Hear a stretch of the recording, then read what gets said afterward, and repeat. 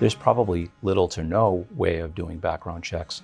So when you bring in that general population, that introduces a whole level of risk that makes it harder to plan for, prepare, and respond to active shooter when you don't even know what the populations you're dealing with. And you were talking about how we're bringing these technologies to help us be there for the right moment.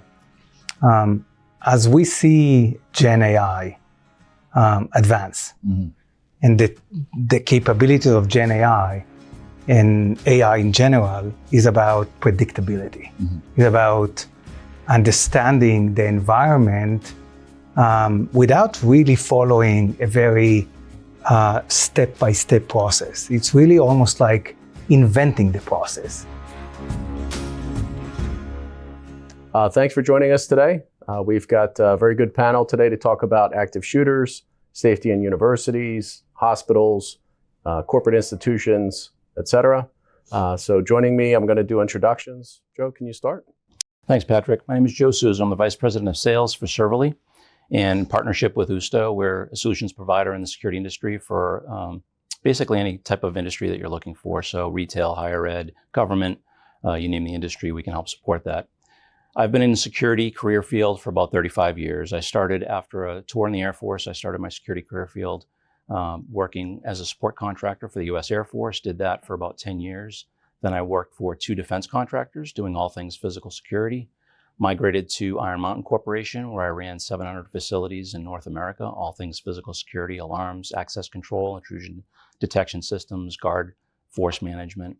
And then I transitioned from New England, where I live, to Florida. And that's when I started my role in higher education, where I started a program for the University of Central Florida, post an active shooter situation, which I think I'll talk about a little bit later. And worked there for 4 years, building a foundation for physical security for the campus.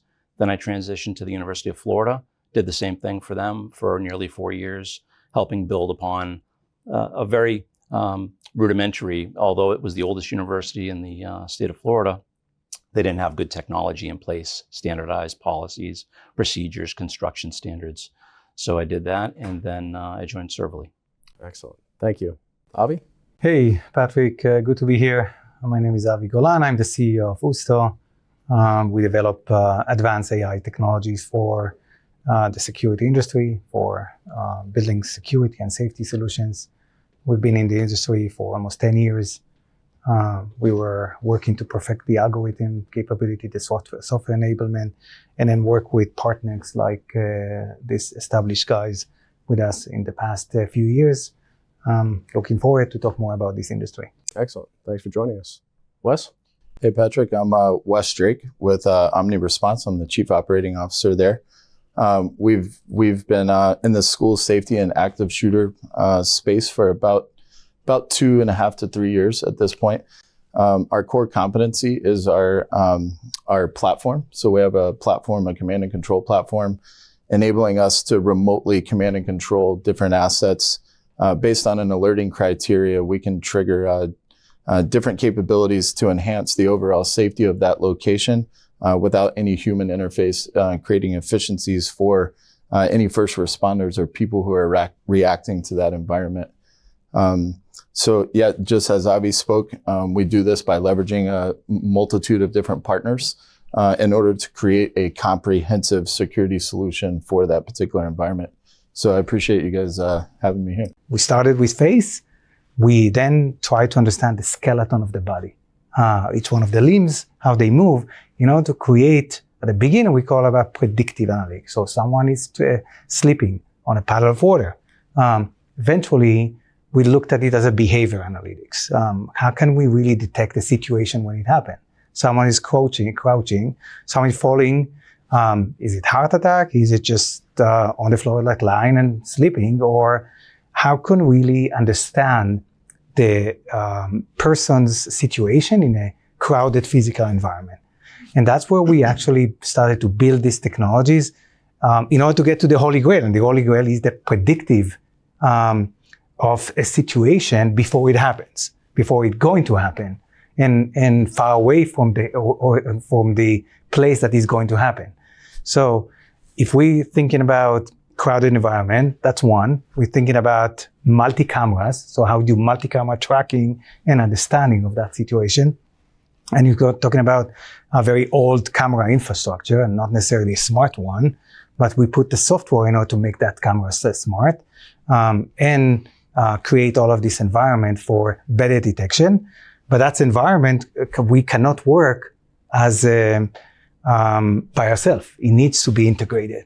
It needs to be part of a bigger process system that can really take a lot of things into consideration.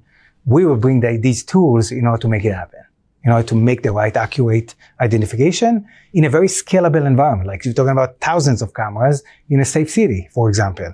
Talking about airports that have thousands of cameras deployed, hundreds and thousands of heads or of faces running per minute. That's where we actually scale and bring our value to the table. And I think between Wes and Joe and their companies that leveraging that, they're bringing the most integrated solution. That's a perfect fit for us. Absolutely. Thank you. Did you want to talk a little bit about the active shooter simulation that was done at one of your previous universities? I think one of the things that we look at is, you mentioned left and right of bang, right? So artificial intelligence can do, say, weapons detection. That might alert you to be on the lookout for. You have artificial intelligence with license plate recognition. So if you have a known individual that's going from one place to another, you have some warning that they're inbound, right? And then you have a person, right? This is a former or disgruntled. This is somebody who we can actively identify, who presents themselves maybe in a parking lot or outside of a building. Obviously, we want to stop the active shooter before they go. Can you talk a little bit about the experiences, the challenge, integrating law enforcement together, and maybe some of the lessons learned, in some of the testing that you've done? When I was at UCF, one of the first times they had done a full-scale exercise, and they incorporated, I'd say, 20 plus law enforcement agencies to help participate in this exercise. Multiple hospitals. They used students. It was a spring break exercise, so they used students as part of the injured as part of the incident. So they, made it as realistic as possible, and they put moulage on the students to indicate injuries, and they gave them a script to follow, whether or not they were deceased or badly injured. And they practiced a scenario where they brought in first responders and medics to not only provide triage, but clear the threat. It was the first time it had been done at that level in Florida at the time. And it was amazing how much was learned, and a lot of thought and planning went into that scenario. And they did it with multiple phases. They did the active shooter, they did dual active shooter, then they did hazmat on top of that to really complicate things, because it's possible that those things could all happen simultaneously.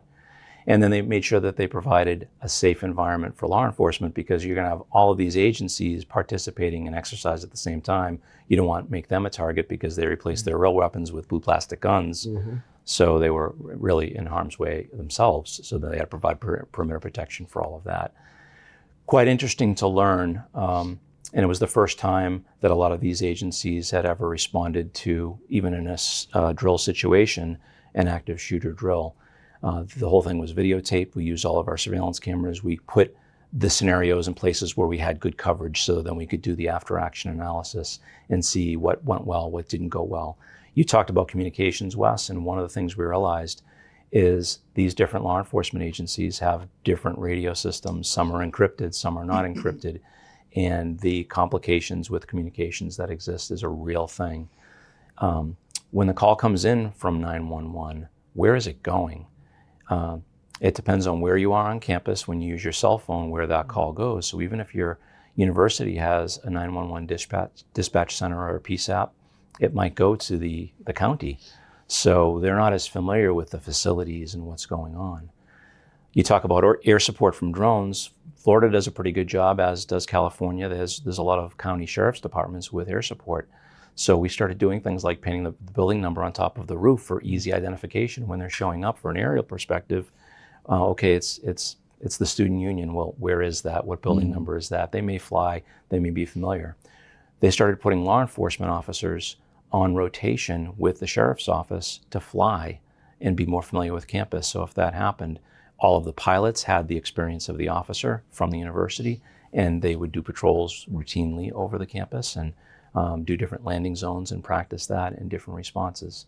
So not quite sure if I answered all the aspects of your question, but there are still many challenges with that mass casualty incident and when everyone shows up, how they interoperate, who has command. So that at times can be a struggle too. When you have unified command, is it a hazmat incident? If so, fire rescue is going to take over. Is it a police incident? Then the highest ranking law enforcement agency, police chief or individual is going to take over, and that might transition. So then it's very important for emergency management rules, protocols to be involved. And once again, universities practice this very well. They incorporate all of the policies, procedures, training, tabletop exercises, and full-scale exercises into that scenario development. And then people are trained ahead of time, they practice it, then they do after action of how it went, they improve the procedures, and they do it again. So it's really that repetition in partnership with the community to make sure, and who is your community? There are many stakeholders in an incident like that. So it could be the neighboring town's government, it could be other law enforcement, it could be state officials, it could be national level officials. So it's a complex scenario and everyone's different. So it's hard to plan for every event all of the time, but if you've got good baseline procedures, I think that's a great place to start. Yeah, if I could add to that. One of the first things you mentioned there was communications, right? So, that was something that we spent a lot of time looking at, like how do we solve for that, right? Because previous life, I was in the military, worked a lot of target locations with 3-letter agencies, right? So very used to, multi-agency coming down to one location and, donor radios or interoperability with software capabilities, et cetera. That's always a thought, right? So as we were building out the comprehensive solution for the platform, we baked in multiple communications layers in order to solve for that, and to minimize that interoperability impact when you did have multi-agency with multi-organizations coming together. So what we've added to the devices, for example, that faculty, staff, security, and police officers will use is a push-to-talk and live two-way video chat. That can be used in a multitude of ways. So you can obviously use that for peer-to-peer communications. Or if you have a mass casualty event where you have a brick and mortar doctor potentially talking to basic EMTs or not even EMTs trying to treat these individuals, you can use that two-way live video chat where we've segregated the outward facing camera from the two inward. So you can show that particular bullet wound, for example, and that brick and mortar doctor could mentor that individual that was going through that process. So that's one thing. But the other thing is that wasn't actually enough, believe it or not. So we have a sensor inside of a room that turns on a camera and has voice chat back and forth. That worked great in the room. And then your phone worked great outside of the room. But let's use an office environment. If you're in an office environment, you get there, you put your phone in your top drawer, and you get up to go to the cafeteria during lunch. Well, now you don't have anything. You don't have a communications means. So we've added a third layer where we brought in wearables to where you could tap the face of the wearable 4 times and bring up an alerting criteria. When you tap the face of that wearable 4 times, it says police, fire, EMS, and you hit one of those, it's going to give your location to the platform and to all those users inside that environment. So we really tried to look at a PACE plan, primary, alternate, contingency, emergency plan, inside the communications architecture that's overlaid on the comprehensive solution. Did it solve everything? Probably not. I mean, we could probably sit here and pick it apart and figure something out. And if we do, let's just do that and add it to it, right? But that was definitely something that was considered and minimizes the impact of those interagencies coming together on that objective. In addition to that, you were talking about control. Right. The great thing about any organization, university that has a memorandum of agreement with that local law enforcement or outside agencies is that's an easy button. That's the easy solution because all those people are already brought into that environment. Well, the question is, what if they don't? Right? What if they don't have that memorandum of agreement? So what we've put in place is donor devices. So you have a kiosk environment that whenever an event takes place, those first responders have 20 devices that they can grab, get immediate feedback and operational understanding of that situation as well, which also minimizes some of that who's in charge, who's doing what, and that can all be pre-planned again, foot stomp on the rehearsal side of that particular environment. Yep. Patrick, if I could add one more point Sure. to Wes's point on communication, it made me think about enhancements that I've had to make in several organizations, not me directly, but the organizations have had to make. So a lot of these brick and mortar, literally concrete buildings with steel structures, cell phone signals don't penetrate a lot of those structures. So a student trying to call 911 or faculty staff or a first responder showing up, their radios might not work, their cell phones might not work. So identifying those gaps in coverage for communication is really important for organizations to think about and do. Many have done that because they have on-campus police, and when they go to these facilities, they realize they can't communicate with the comm center. But those that don't have those, they should really go to every part of every building within their organization and evaluate the communications capabilities and make sure that they can talk to and from those, and then put into that. Technology is not expensive. It's basically bringing in cell phone repeaters or Wi-Fi repeaters for your campus community. And that little thing can make a huge difference for life or death. So I'm gonna jump on that again too, right? Absolutely, excellent point. And one of the things that we suggest to all of our customers is that very thing, the redundancies in that communication. The second piece of that a lot of people don't consider is most of their local internet service providers are a single line of fiber coming into that location. So what we really insist on is that you put a cellular failover inside that data center as well. So wherever your local ISP is coming in, you've got a cellular failover. So if that's cut, manipulated in some nefarious way, or like you said, if there is a lack of coverage, and that's another thing that we typically do on a site survey, is we'll identify those capability gaps in communications. You know, that's important to understand those additional layers that is going to cause friction or issues for you. An enterprise network extender for that environment. So that can cover up to 10,000 feet typically. You can put multiple extenders in the same location. So that cellular failover and that network extender, you're increasing your odds by a lot. You know. Yeah, information dominance, it sounds like, is very helpful. The integrations are key. Avi, you talked a little bit about skeletal data. I guess that would be very helpful in tracking people who don't want to be found, typically an active shooter, so in real time. Can you talk a little bit about that, tracking individuals and how your product does that? Yeah. Again, we're talking about a lot of measures that needs to be taken. Something as simple as coverage during in classes or in buildings. You don't have that. But when you talk about the notion of you already identify the situation, you trying to identify the person. This is where sometimes it's after the fact that the mass shooting happened, but now you need to really identify that. And we've been in situation where a shooter or a terrorist made already there was some casualties, and now you need to detect this person. Where is this person? Because there could be more casualties along the lines. So the fact that you have the ability to run that detections across multi-cameras, not only by that you do not have to have the face. You have, once you have the body, you have identify the place of situation. You can really take that in the data, provide it to the algorithm to run, and that's the detection starts running across multiple cameras, multiple locations.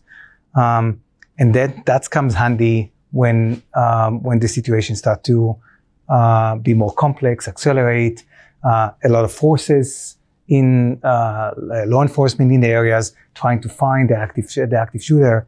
And this is where we come to help by really identify that through the running of real-time videos, identification on the cameras. Multi-tracking through different cameras is a major technology complexity. Nobody was able to solve that. You do need to understand what's the data that come from one camera and how you cross it across the other cameras because it's different views.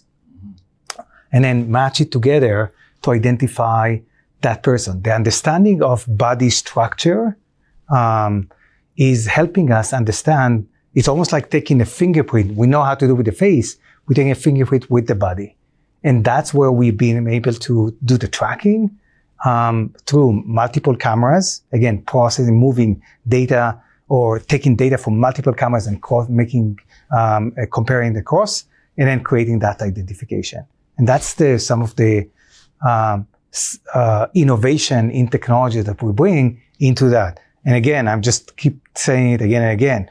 Without the integration into the overall systems, the siloed is not going to help us, right? So how you use it inside your system, how you use it inside the processes, that's very important. But that's reduce a lot of complexities in a live action situation, active situation. Excellent. So you both mentioned assessments. I'm sure your customers are always thinking about, checking my homework. Where are my holes? Where are my vulnerabilities? Mm-hmm.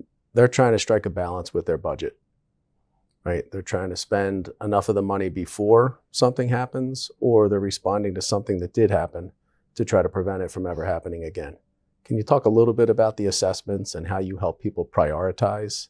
So for example, Texas recently said we're going to do panic buttons in the classrooms first, and then we're going to do ballistic film on the windows. Mm-hmm. Then we can get back to some of these other things. Right. Can you talk a little bit about how they prioritize those types of things as opposed to other measures?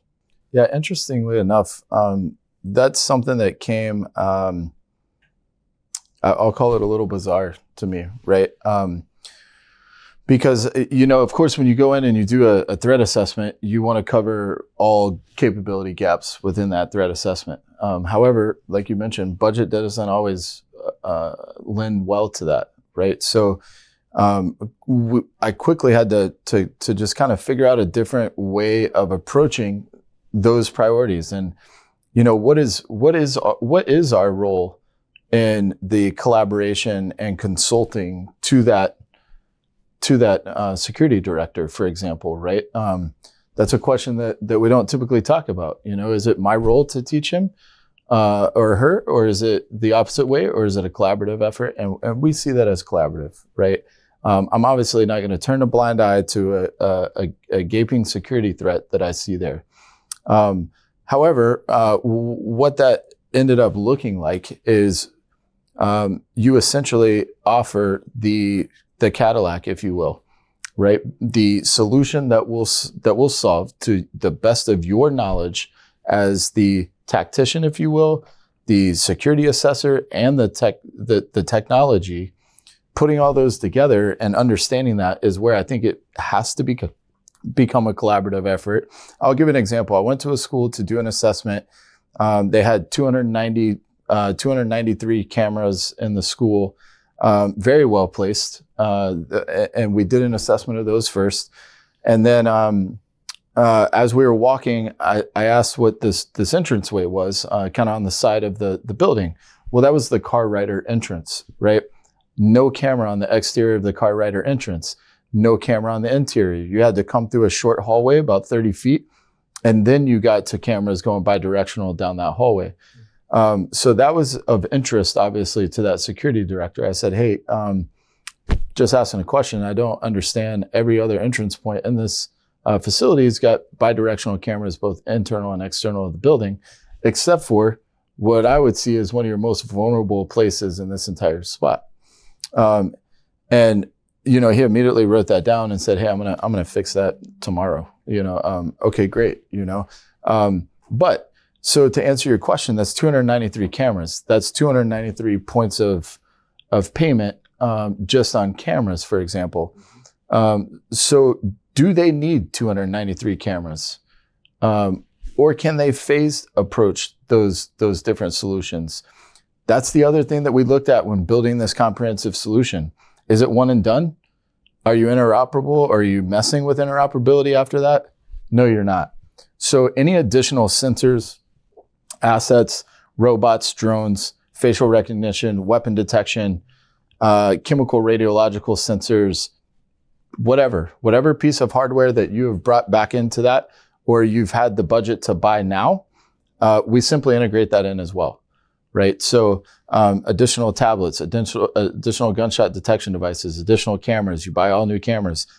The platform has stayed flexible in order to integrate those additional hardwares, whether that's furnished through us or you guys or a third party, we'll integrate those assets as well. So Patrick, when talking about risk assessments, when you look at an organization that might be one building or a high rise like we're sitting in today, a hospital environment with many entrances and a large public population that accesses the facilities, or a large university campus, University of Florida was 2,000 acres with hundreds of buildings, a lot of green space on campus. Conducting a risk assessment can be different and more complex based on the size of the organization, but I think it starts with fundamentals. So one important aspect is to have interviews with people at all levels of the organization and talk to them about what their concerns are. Oftentimes they know if lights are out in the parking lot, it's not safe when I leave work at the end of the day, especially in the winter months, or that a door is broken and not working properly, or other concerns they may have. And when you look at all levels of the organization, you're going to get different responses, and those people often know. You should have a comprehensive checklist that you run through. Look at things like crime prevention through environmental design, where you evaluate the landscape that surrounds in the general vicinity. Are there clear sight lines from the building to the parking lot? Good lighting, welcoming spaces for crowd gathering as opposed to places where kids may skateboard in your parking lot, things like that. But then you also, hopefully the active shooter situation is a once in a lifetime event, and you should probably look at the daily occurrence of crime in an organization. So look at where your security incidents happen. If you have law enforcement on campus, talk to them. Find out where the incidents occur, what types of incidents are occurring. Overlay that. They usually have good crime statistics and heat maps. Overlay that on your campus map of security technologies and do a comparison. Maybe in the areas where you have the highest level of incidents occurring, you don't have good security in place with access control, cameras, intrusion detection systems for critical facilities. So that might be a good place to start. And that's a good way to obtain senior buy-in with leadership. If you paint a picture that they can easily understand in those simple terms, and a picture tells 1,000 words, you can really make a good business justification with the CEO, the president, the provost, depending on the organization you're in, and start to make the first steps in enhancing security. And then hopefully once you demonstrate that crime has gone down over time where you've employed those devices, then you can continue your business case for ongoing enhancements moving forward. I want to add just to the point of Patrick talking about these technologies, and of course budget is a concern and is a matter, right? It's a decision influencer. But how much of that is the security officials are used to simple technologies or the old way of doing technology, opening a door with a card reader. Mm-hmm. Everybody used to that. Everybody has that. So let's stick with that. Mm-hmm. Panic button, it's something is known, is low cost. Let's do that. Mm-hmm. Versus really looking on more innovative technology. There is a lot of markets that already cross that point of let's really disrupt this old way of doing things and moving from Excel to more advanced tools. Same thing in physical security. What I feel is that sometimes you don't even get the security individuals to consider advanced technology. Something that maybe will be a little bit more expensive, but in overall cost will be much lower. Cost of ownership eventually, much more advanced and much more innovative. Mm-hmm. And just I feel that this physical security market is just falling behind on many of the change market. And so sometimes the answers that I give myself is, of course, how much IT is involved. IT CIOs more those that actually cross the chasm of advance to innovation are involved in decision making. And physical security is still based on security guards and monitoring and looking on guards, all of that. Do you feel that it's changing? That you see more acceptance to new tools, or are we still in the dark ages? So I see both there, right? I see the common misnomer of the human factor of saying I did something, right? So if I say I did something, meaning a panic button that is archaic, quite frankly, at this point, right? But it solves that human factor for those individuals and facility. Unfortunately, that's where we have to crack that code. You didn't do anything. You're still on the preventive and monitoring side. You've done nothing with that panic button. It didn't do anything. What are you going to do after you hit the panic button, right? So that's where I think we come into play as good consultants and mentors to these individuals, like you mentioned, and just to tie it back around, you know, we're talking budget, and we were talking about using other staff heads to leverage their budget because it works well for the security of the overall installation. But something to think about there is, so you talked about pain points from those individual users, right? Where's your pain points? One of the biggest things in a school, for example, is not the active shooter, obviously. It's medical, it's fighting, right? And these technologies are going to solve that too. So if we walk in and say, hey, we're going to solve your active shooter, which once in a lifetime, or hope it doesn't happen, but we're also going to solve that medical emergency in the cafeteria. Yesterday, when someone was choking, we could do nothing. Today, we tap 4 times, EMS, bam, we've got alerts going off. We've got cameras on it now. We know exactly what's going on. We have EMS responding, right? So now the nurse wants to get involved. The nursing staff wants to get involved. They'll give some budget. You see how you create the appetite for the other folks within that environment to where they start playing the game as well. And that's important.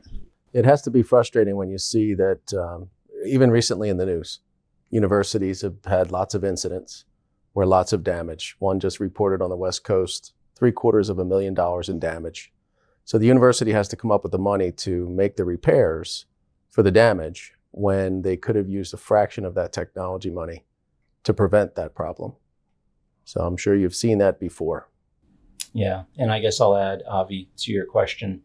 I think the tides are slowly changing. It's a decades-long problem that exists.